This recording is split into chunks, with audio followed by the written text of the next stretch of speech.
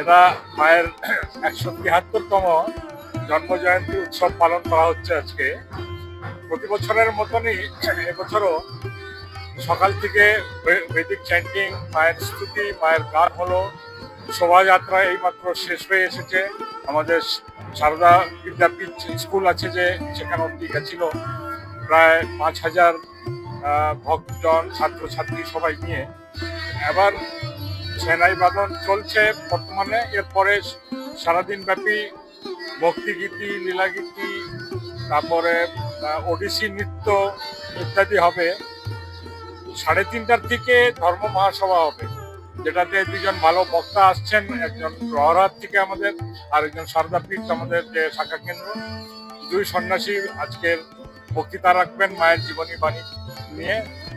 আবার সন্ধ্যার সময় আমাদের গানের অর্গেন বলে একটা যে বাদ্যযন্ত্র হয়, সেটা দিয়ে কিছু প্রস্তুতি করবেন একজন। আর এইভাবে আজকের কার্যক্রম শেষ হবে। ভোগ প্রসাদের জন্য বিরাট ব্যবস্থা রয়েছে। নতুন বড় ভান্ডার তৈরি হয়েছে, যেখানে প্রায় ২০,০০০ ভক্তজন এবার আজকে দুপুরে প্রসাদ পাবে।